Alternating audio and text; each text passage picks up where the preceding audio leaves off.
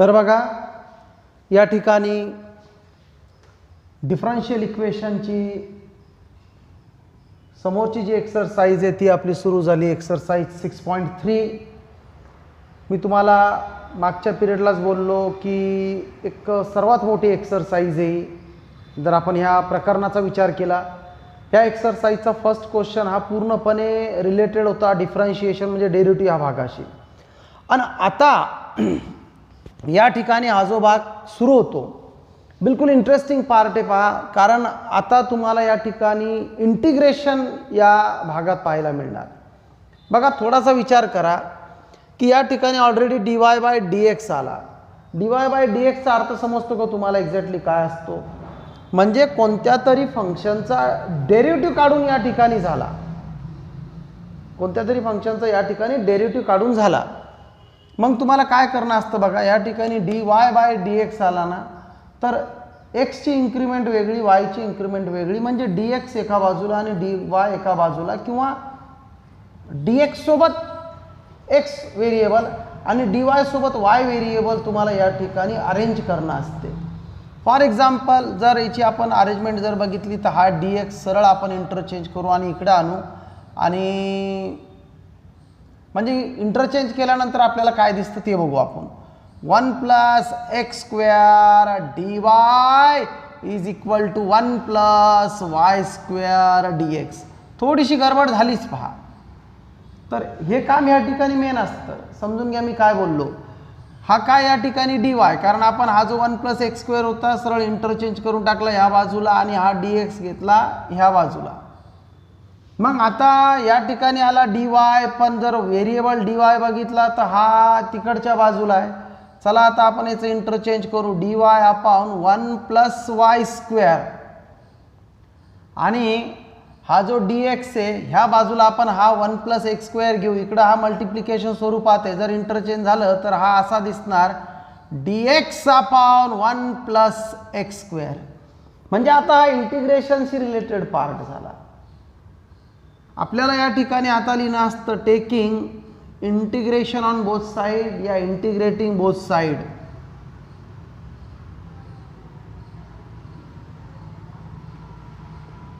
Both side. मग दोन्ही बाजूला जर आपण इंटिग्रेशन साइन घेतलं तर हे काय दिसतं 1/1 + y² dy आणि इंटिग्रेशन ऑफ 1/1 + x² dx. या ठिकाणी तुमच्या लक्षात येतं अरे वा, हा तर tan इनवर्सचा फॉर्म्युला आहे. 1/1 + x² चं इंटिग्रेशन काय असतं tan इनवर्स. म्हणजे या ठिकाणी काय झालं tan inverse y is equal to tan inverse x plus हा c.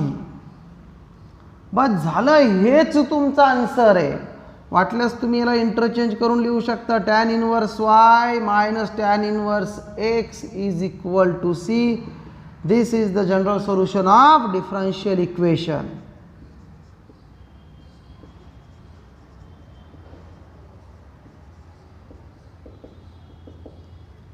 आता याचा अर्थ काय असतो हे सुद्धा तुम्हाला सांगतो मी.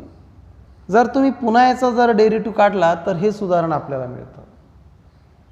म्हणजे आपण कुठंतरी या उदाहरणाचा डिफरन्शिएशन काढल्यानंतर ही अरेंजमेंट आपल्याला मिळणार. ते सांगितलं आपण की जनरल जो पार्ट होता हा पार्ट होता आणि याचं डिफरन्शिएशन आपल्याला या उदाहरणात अशा पद्धतीने सांगितलं. बघा सोपं उदाहरण होतं. मी तुम्हाला काय सांगतो dx एका बाजूला आणि dy एका बाजूला करणं. या उदाहरणात तुम्हाला हे मेन असतं. आता जवळपास आपल्याला शेवटपर्यंत हेच करणं आहे. म्हणजे उरलेले आता हा चालू आहे आपला सेकंड क्वेश्चन, मोठा क्वेश्चन आहे कारण याच्या म्हणजे 10 सब क्वेश्चन आहे. नंतर लहान लहान क्वेश्चन आहे 7-7, 8-8 प्रॉब्लेमचे. तर उरलेले ह्या म्हणजे तिन्ही प्रश्नात आपल्याला ह्याच टाईपचे उदाहरणं आहे. तर इथं समजून घ्या. या ठिकाणी काय केलं आपण अगोदर 1 + x² ला इंटरचेंज करून इकडं लिहिलं. मग हा dy सोबत आला, नंतर हा dx इंटरचेंज करून इकडं लिहिला. मग आपल्या लक्षात येतं अरे वा, इकडं dy आला x सोबत आणि इकडं dx आला y सोबत. बहुत नाइंसाफी आहे. मग आपण yच्या सोबत y आणताना हा 1 + y² जो आहे हा इंटरचेंज करून इकडं आणतो. तर ते समजून घ्या. नंतर टेकिंग इंटिग्रेशन या इंटिग्रेटिंग बोथ साइड आणि आपल्याला आपलं आन्सर मिळतं. बघा समोरचं उदाहरण टाइमपास प्रॉब्लेम म्हणू शकतो आपण याला. कसं बघा, y -x dy by dx is equal to -y. Directly interchange करून टाकला y ला. आता असं लिहिलं x dy is equal to y dx. हा dx इंटरचेंज करून टाकला. पुन्हा तेच झालं, गंदी बात y सोबत x आणि x सोबत y आला. मग आता ही गंदी बात को अच्छी बात कर दो. म्हणजे कसं, हा जो dy याच्यासोबत आपण जर हा y घेतला तिकडं मल्टिप्लिकेशनमध्ये तिकडं डिव्हिजनमध्ये येणार आणि इकडं हा x मल्टिप्लिकेशनमध्ये हा डिव्हिजनमध्ये येणार. म्हणजे आता इंटिग्रेटिंग ऑन बोथ साइड तर दोन्ही बाजूला इंटिग्रेट केल्यानंतर आपल्या लक्षात येतं 1/y dy 1/x dx. अरे log x चा फॉर्म्युला तयार झाला या ठिकाणी. What is the integration of 1/x log x. तर आपल्याला मिळतो या ठिकाणी log y is equal to log x plus c. आता कुठंतरी या दोन्ही व्हॅल्यूज रिलेटेड विथ लॉग आहे, म्हणजे c जो आहे हा त्याच्याशीच रिलेटेड सजाती आपण ज्याला म्हणतो, म्हणजे तो सुद्धा रिलेटेड विथ लॉगच आहे. तर तुम्हाला ह्या टेक्स्टबुकमध्ये ना थोडे समोरचे आन्सर वापरले. म्हणजे कसं, या लॉग y सोबत जर हा लॉग x घेतला तर वी गेट लॉग c.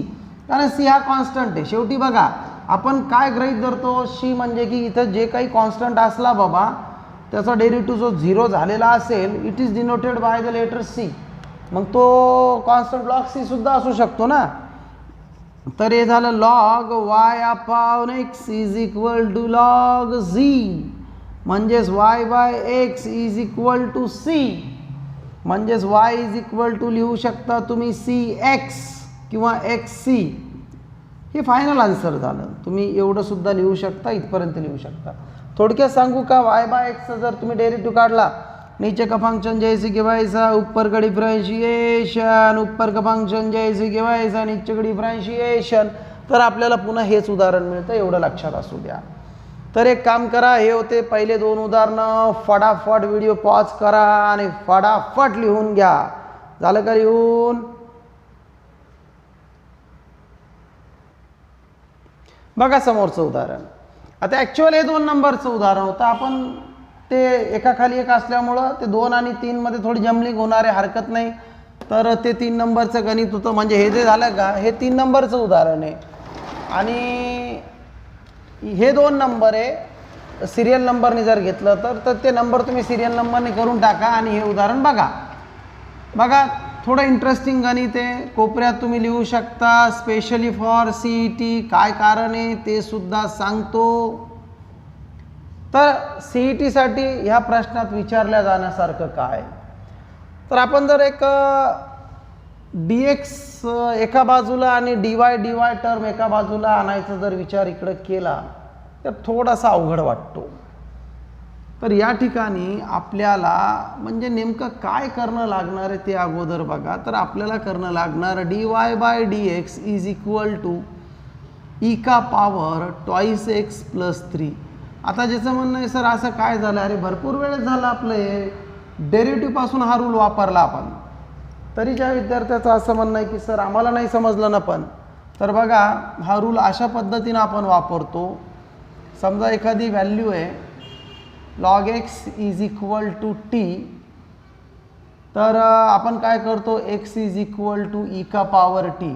कारण मी काय सांगितलं, या ठिकाणी ज्यावेळेस बेस काहीच नसतो तर कन्सिडरिंग फॉर्ममध्ये e असतो. मग ह्या नंबरचा पॉवर हा असतो. बघा ना आपलं उदाहरण ते 3 का स्क्वेअर 9, तर आपण लॉगरिथममध्ये कसं लिहितो, log 9 का base 3 is equal to 2. log 9 आणि बेस त्याच जागी. तर एक्झॅक्टली हे त्या रूलानुसार आपण सॉल्व केलं. बऱ्याच वेळेस आपण हा रूल वापरला. तरीसुद्धा ज्या विद्यार्थ्यांच्या अजून काही अडचणी असतील तुम्ही हे बघू शकता. मग नंतर आता आपण या उदाहरणाला असं लिहू शकतो dy बाय dx. तर dxचं इंटरचेंज करून टाकू आपण.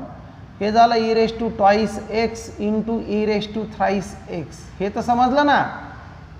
व्हॉट हॅपन, काय झालं तर x raise to m plus एनचा जो रूल असतो तो रूल या ठिकाणी वापरला की x raise to m into x raise to n, तर पॉवरमध्ये आपण ॲडिशन करत असतो, तर या ठिकाणी तीच ॲडिशन आपण पुन्हा उलट्या स्वरूपात लिहिली तर आपल्याला ही व्हॅल्यू मिळणार. आता या ठिकाणी हा जो 3 आहे हा वाय, तर ह्या वायच्या जवळ आपण या 3ला जर घ्यायचा असलं तर हा मल्टिप्लिकेशनचं डिव्हिजन होऊन येणार आणि तो असा लिहिणं लागणार. ठीक आहे, हे झालं e raise to twice x d x, taking integration on both side या using integration on both side. हे झालं e raise to minus thrice y D y. विचार करा ना, इंटिग्रेशन काढताना आपण हे टर्म वर लिहिणार म्हणून ते मायनस होणार. Integration of twice x d x. बघा डेरिव्हेटिव्ह आणि इंटिग्रेशन दोन्ही भागात इंटिग्रेशनचं ई रेस टू एक्सचा फॉर्म्युला तेच असणार. ई रेस टू एक्सचा integration E raise to x आणि या -3चा डेरिव्हेटिव्ह -3 हा खाली वापरला. Similarly e raise to twice x upon 2 plus c.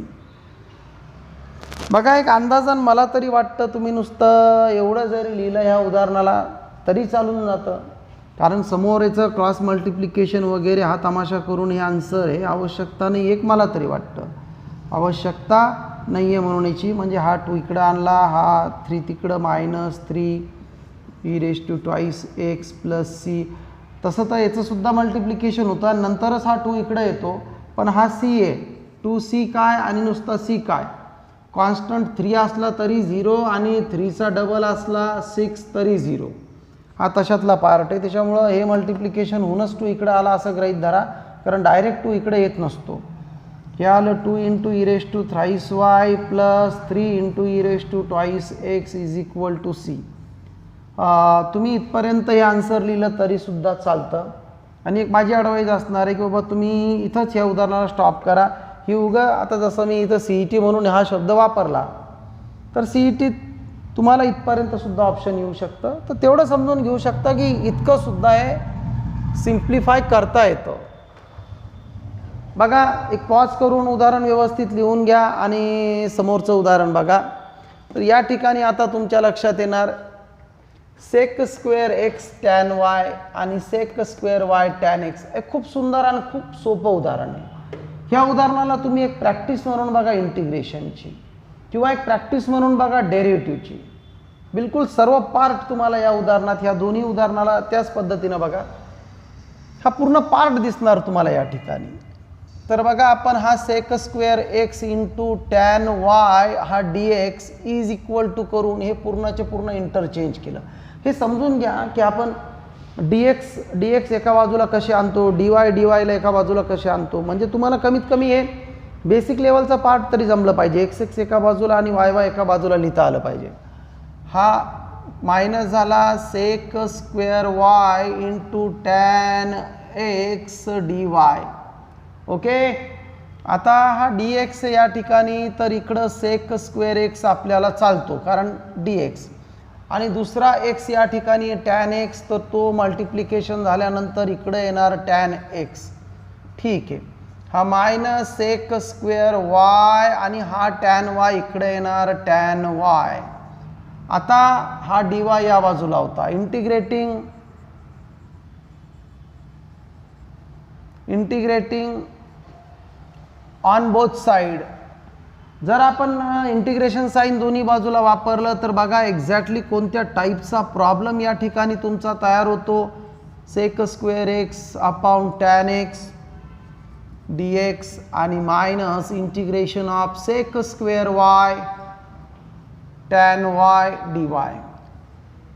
बघा हे उदाहरण बघितल्यानंतर तुम्हाला असं वाटतं का की या ठिकाणी डिनॉमिनेटरचे डेरिव्हेटिव्ह न्यूमरेटरमध्ये अवेलेबल आहे. बघा, तर हा एक रूल आहे आपल्याकडं की वी नो या युजिंग करा, using property, using the rule दोन फंक्शन जर असतील F of x upon f of x आणि खालच्याचा डेरिव्हेटिव्ह जर वर येत असला, शब्दाकडे लक्ष द्या मी काय बोललो, खालच्याचा डेरिव्हेटिव्ह जर वर येत असला लाईक दिस, तर आपल्याला आन्सर डायरेक्ट लिहिता येतं log of f of x plus c. आणि एक्झॅक्टली तेच झालं पहा ह्या उदाहरणात. टॅन एक्सचा डेरिव्हेटिव्ह वर आहे सेक स्क्वेअर एक्स, टॅन वायचा डेरिव्हेटिव्ह वर आहे सेक स्क्वेअर वाय. म्हणजे तुमचा आन्सर आता आपण डायरेक्टली लिहू शकतो लॉग टॅन एक्स. मोठाल्या व्हॅल्यू असल्यानंतर प्रूफ करा की हा एफ ऑफ एक्स आहे तर त्याचा डेरिव्हेटिव्ह काढल्यानंतर हा येतो आणि इकडं तेच झालं म्हणून. छोट्या छोट्या व्हॅल्यूज आवश्यकता नाही आहे. बघा हे उदाहरण जर लिहिलं असेल तर थोडंसं गर्दी कमी करण्यासाठी मी इतका पार्ट रफ करतो. हा minus sine log tan y plus c. जसं मी बोललो एक स्टेट बोर्डला आपण जर हा प्रश्न विचारला तर एवढं जरी लिहून हे उदाहरण तुम्ही क्लोज करत असले किंवा थांबत असले तरीसुद्धा तुम्हाला मार्क मिळणार. पण सी ई टीसाठी येऊ शकतो असा प्रश्न आहे. सी ई टीसाठी थोडंसं समोर तुम्ही याला सॉल्व करणं शिका. म्हणजे एक्झॅक्टली कसं बघा बोर्डमध्ये सुद्धा इतकं लिहू शकता तुम्ही कुठपर्यंत लॉग टॅन एक्स हे मॉडमध्येच घ्या शक्यतो plus log tan y equal to log c. म्हणजे आता जर आपण बघितलं लॉग एम एनचा रूल तर या ठिकाणी झालं log tan x into tan y is equal to log c. म्हणजे थोडक्यात आपलं उत्तर काय आलं tan x into tan y is equal to c. तो दिस इज जनरल सोल्युशन. ते शेवटी लिहू शकता दिस इज जनरल सोल्युशन किंवा आवश्यकता नाही आहे हे सोल्युशन असणार आहे. तर सोपा टाईपचा प्रश्न होता. एकदा थोडासा व्हिडिओ पॉज करा, व्यवस्थित लिहून घ्या. बघा पुढचं उदाहरण बघा. एक सांगतो जर तुमची थोडीफार एक व्यवस्थित प्रॅक्टिस जर असली इंटिग्रेशनशी रिलेटेड भागाची तर नक्की तुम्हाला हा पार्ट सोपा वाटणार.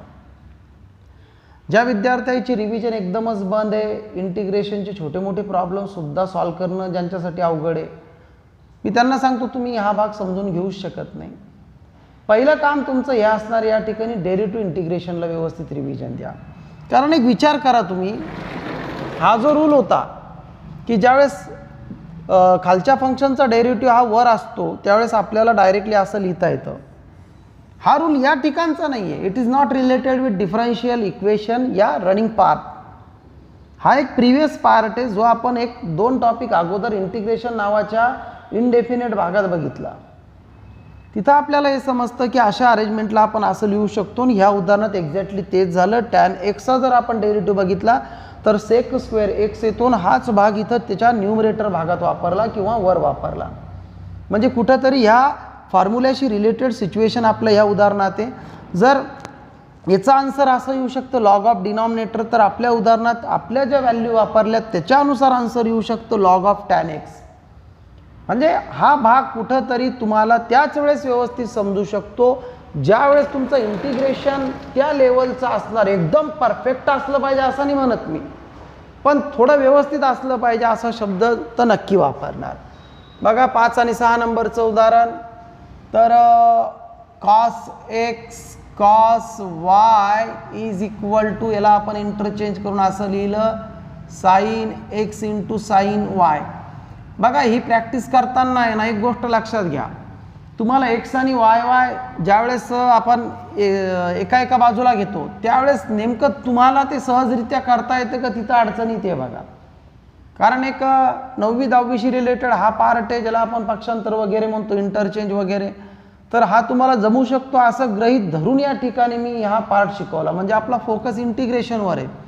पण तुम्ही जर इकडं छोट्या मोठ्या लेवलवर जर चुका करत असले तर कुठं जरी तो भाग अगोदर परफेक्ट करा. आता हा डी वाय आला म्हणून आपण या ठिकाणी कॉस वायचा विचार करू. कॉस वाय हा डी वाय आणि दुसरा वाय कुठे आहे तर या ठिकाणी साईन वाय. तो साईन वाय घेतला इंटरचेंज करून. इकडं मल्टिप्लिकेशन होता तर डिव्हिजन म्हणून येणार. हा साईन एक्स आणि हा आला कॉस एक्स डी एक्स. आता इंटिग्रेशन वापरा दोन्ही बाजूला, टेकिंग इंटिग्रेटिंग बोथ साइड. तर इंटिग्रेशन जर दोन्ही बाजूला आपण वापरलं तर आपल्याला असं उदाहरण मिळणार. थोडंसं एक काम करा तुम्ही मागच्याच उदाहरणाला एकदा वाचून घ्या. या ठिकाणी सेम कंडिशन आहे बघा. खालचे डेरिव्हेटिव्ह वर आहे साईन वायचा डेरिव्हेटिव्ह कॉस वाय, तो कॉस एक्सचा डेरिव्हेटिव्ह मायनस साईन एक्स येतो तो मायनस घेऊ शकतो आपण. तर युजिंग प्रॉपर्टी या युजिंग रूल प्रॉपर्टीज आहे ही f of x upon f of x and numerator is the derivative of denominator, then log of denominator f of x plus c be the answer. तर या ठिकाणी या नियमाला अनुसरून आपला आन्सर बनतं log sin y is equal to minus log cos y. आपण minus घेतला या ठिकाणी, हा मायनस हा मायनस. का घेतला मायनस? कॉसचा डेरिव्हेटिव्ह मायनस साईन, मायनस नव्हता मायनस घेतला.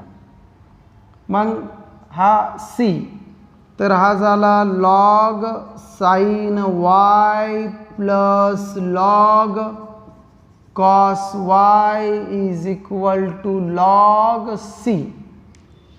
आता पुन्हा तोच लॉग एम एनचा rule. What is log M N? Log M plus log N, म्हणजे हे झालं log sine y into cos sine y आणि हे x आहे, सॉरी कॉस x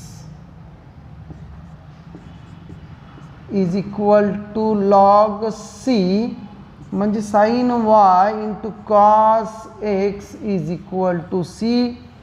हे तुमचं फायनल आन्सर आलं.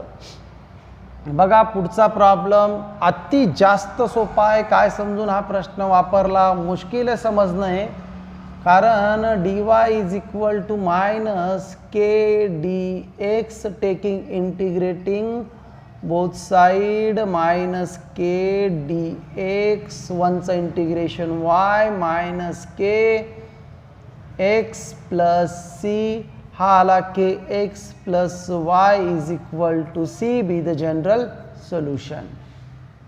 ठीक आहे. तर बघा एक आतापर्यंत जे उदाहरणं आले मॅक्झिमम सोपेच गणित होते. अवघड गणितसुद्धा समोर घाबरू नका. तर व्हिडिओ पॉज करून हे उदाहरण व्यवस्थित लिहून घ्या. बघा समोरचं उदाहरण एक मोठा प्रॉब्लेम वाटत नाही, स्टेट बोर्डला हा प्रश्न विचारतील, पण एक प्रॅक्टिस म्हणून तुम्ही सॉल्व करू शकता. आणि विचारला तर 4 मार्कासाठी ते विचारतील सुद्धा, म्हणजे असं महत्त्वाचा प्रॉब्लेम नाही अशातला भाग नाही आहे. बघा एक्झॅक्टली होणार काय या ठिकाणी. तर आपण एक काम करू, हा cos square Y upon x d Y एका बाजूला घेऊ आणि याला इंटरचेंज करून cos square x upon Y D x अशा फॉर्ममध्ये लिहू. हा वाय येणार इकडं, Y cos square Y D Y, आणि हा एक्स येणार इकडं. बघा सगळं ठीक आहे. आता taking integrating on both side, या taking integration of both side वापरा. Y cos square Y D Y. आता गडबड अशी झाली, थोडं समजून घ्या या ठिकाणी. इथं आपण u इंटू व्ही जो इंटिग्रेशन बाय पार्ट नावाचा फॉर्म्युला आहे तो वापरू शकतो, पण अडचण अशी आहे की आपल्याला माहिती आहे की जे कंपल्सरी 4 व्हॅल्यूज आहे, sine square, cos square, tan square, cot square, ही व्हॅल्यू जर आली तर तिचे जे कंपल्सरी चेंजेस सांगितले आपण ते वापरून नंतर हे उदाहरण सॉल्व करणं लागत असतं. म्हणजेच y आणि कॉस स्क्वेअरच्या जागी 1 plus cos 2y divide by 2 हे आपल्याला वापरणं लागणार आहे, हे लक्षात घ्या. मायनस हे 1 plus cos twice x divide by 2. चला हा 2 कॅन्सल होतो, तो भाग वेगळा. नंतर मल्टिप्लिकेशन झाल्यानंतर हे तुम्हाला दिसतं y into 1y plus y cos 2y हा dy, आणि similarly x into 1x plus x cos 2x. आता या भागात आहे ना इंडिपेंडेंटली इंटिग्रेट केल्यानंतर integration y dy plus integration y cos 2y dy is equal to minus x dx आणि minus x cos twice x d x असं तुमचं उत्तर तुम्हाला मिळणार. आता या ठिकाणी ज्या अंडरलाईन व्हॅल्यू करतो का मी, याचं इंटिग्रेशन काढणं हे तुमच्यासाठी एक खूप मोठा पार्ट आहे. हे सिंपल आहे. वायचं integration Y square by two, एक्सचं integration X square by two. याचा तुम्ही म्हणजे विचारातच घेऊ नका असा पार्ट आहे.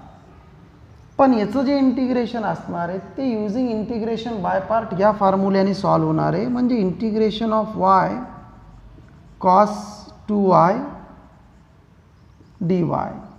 तर हे कसं सॉल्व होणार आहे, पहिला फंक्शन जैसे कि वैसा, दूसरे का इंटिग्रेशन माइनस पहले का डिफरेंशिएशन, दूसरे का इंटीग्रेशन और टोटल वैल्यू का इंटीग्रेशन. ये झालं y कॉसचा integration sine 2y divide by 2 minus वायचं इंटिग्रेशन 1 डेरिव्हेटिव्ह सॉरी 1 कॉसचं integration sine 2y divide by 2 आणि dy. आपला आन्सर आलं y sign 2y divide by 2 आणि हे -1/2 साइनचं इंटिग्रेशन. हे -1/2 आपण विचारात घेतलं. साइनचं integration minus cos 2y divide by 2 म्हणजे तो 2 आणि हा 2 मिळून होणार 4 प्लस c. हे असं इंटिग्रेशन येतं याचं. सिमिलरली हेच असंच इंटिग्रेशन या सूत्रानुसार तुम्ही एक्स कॉस ट्वाईस एक्सचं काढणार. काहीच नाही आहे. एक सांगू का, जिथं जिथं एक्स आला नाही या ठिकाणी इकडं वाय येणार आहे, कारण हा एक्स कॉस 2x आहे, हा वाय कॉस 2 आहे.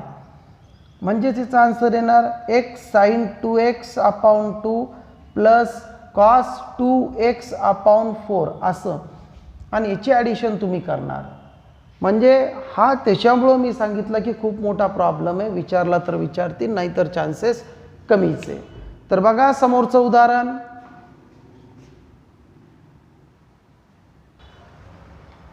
बघा समोरचं उदाहरण, उदाहरण क्रमांक 8. तर प्रश्न असा आहे, y³ minus dy by dx is equal to x square dy by dx. चला एक काम करू आपण, हा y³ आणि x square dy by dx, या dy बाय dx ला इंटरचेंज करून लिहिला आपण dy बाय dx. कॉमन घ्यायचं आहे आपल्याला dy बाय dx, बाकी काही कारण नसतं. मग आपण dy बाय dx ला जर कॉमन घेतलं तर एक्स स्क्वेअर प्लस 1 मिळतो. हा dy आणि मी डायरेक्टली dx पाठवला इकडं. पण थोडंसं कुठंतरी या ठिकाणी आपल्याला म्हणजे जे लागत नसतं ते आलं. या ठिकाणी व्हेरिएबल एक्स स्क्वेअर आहे, सोबत त्याच्या dy आला. या ठिकाणी हा y सोबत त्याच्या dx आला. It is not fair.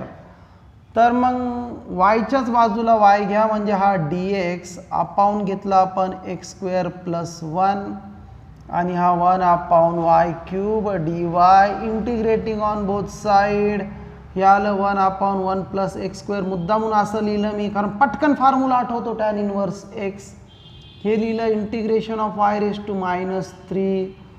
याचं आलं टॅन इनवर्स एक्स. डायरेक्टली सूत्र हे जो एक्स रेज टू एनचा इंटिग्रेशनचा फॉर्म्युला आहे -3 -1 अपॉन -4 प्लस c. आपलं आन्सर आलं tan inverse x is equal to -1/4 y raise to 4 plus c. असं जरी तुम्ही लिहिलं तरी चालतं. This is required general solution. बघा या प्रश्नातलं सेकंड लास्ट उदाहरण 9 नंबर. 2 into e raise to x plus 2y dx -3. तर चला याला अगोदर आपण असं लिहू 2 into e raise to x into e raise to 2y. ठीक आहे. आता हे झालं dx, नंतर हा 3 आपण लिहिला इकडं dy. आता जर आपण dx चा विचार केला तर फक्त इतकीच व्हॅल्यू या ठिकाणी उरणार, बाकी इंटरचेंज करणार, म्हणजे 2 into E raise to x dx is equal to 3 आणि अपॉन येणार ई रेस टू 2y आणि dy. Integrating on both side केल्यानंतर हे असं दिसणार आपल्याला 3 integration E raise to minus 2y dy. आता इंटिग्रेटिंग ऑन बोथ साइड केली, त्याचं इंटिग्रेशन आता काढणं असतं तर ई रेस टू एक्सचं इंटिग्रेशन काय, ई रेस टू एक्सच आहे. हा 3 into E raise to minus 2yचं integration E raise to minus 2y आणि मायनस 2yचा डेरिव्हेटिव्ह हा मायनस 2 आणि प्लस सी. तर या ठिकाणी आपण इंटरचेंज करून असं लिहिलं, मायनस आपण इकडेच घेऊन टाकू. हा 4 into E raise to x is equal to, कारण मी काय सांगितलं इंटरचेंज 2c बरोबर होतच असते क्रॉस मल्टिप्लिकेशन, म्हणून आपण डायरेक्ट इंटरचेंज घेतलं. 3 into minus 3 into E raise to twice x plus हे 2c झालं तर आपण c लिहिलं. 2c is equal to also denoted by constant. Interchange करून लिहा 4 into E raise to x plus 3 into E raise to minus twice x is equal to c. हे तुमचं final answer. बघा ज्या पद्धतीनं सेकंड लास्ट प्रॉब्लेम लागत होता तसं उदाहरणात काहीच नाही आहे, छोटा प्रॉब्लेम आहे आणि सोपा प्रॉब्लेम होता.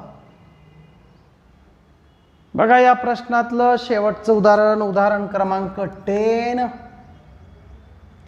हे आपण dy बाय dx घेतलं ॲज इट इज. आता e raise to x plus y कसं लिहू शकतो आपण याला, E raise to x into E raise to Y.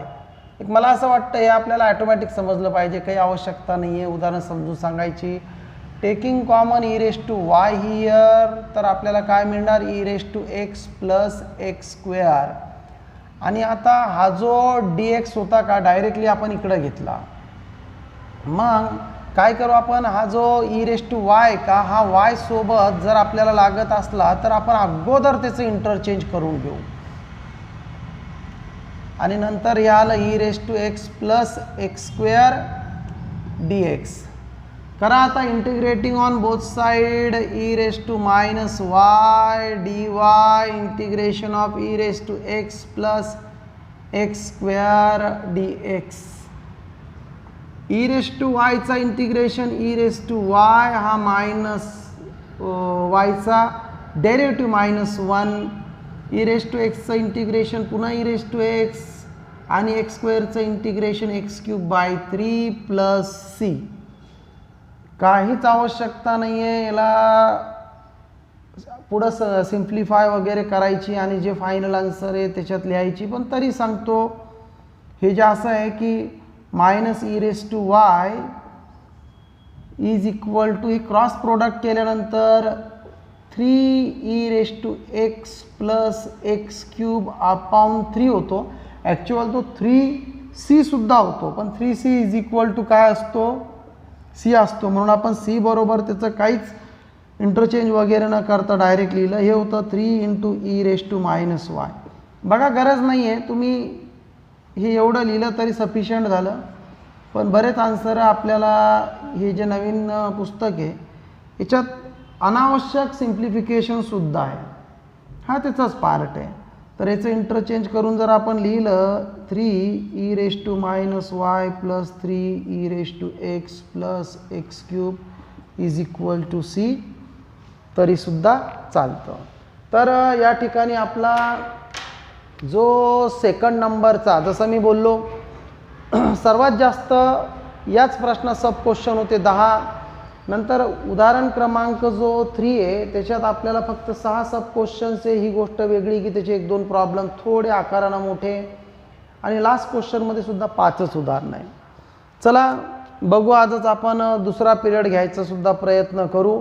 तर अगोदर तुम्ही एक व्यवस्थित प्रॅक्टिस या भागाची करा, जबरदस्त प्रॅक्टिस करा आणि नंतर पुढचा भाग बघा. बघा एक गोष्ट लक्षात घ्या, डिफरन्शियल इक्वेशन म्हणजे डेरिव्हेटिव्ह आणि इंटिग्रेशन या दोन्ही टॉपिकला तुम्ही एक रिव्हिजन कंटिन्यू करता असे फिलिंग तुम्हाला होणार आहे. म्हणून या टॉपिकला थोडं जास्त मनावर घ्या, कारण हे जर तुम्हाला समजलं तर कुठं ना कुठं एक क्लिअर झालं की डेरिव्हेटिव्ह इंटिग्रेशन सुद्धा तुम्हाला जमतं. ठीक आहे, बघा रिव्हिजन करा आणि अभ्यास करा.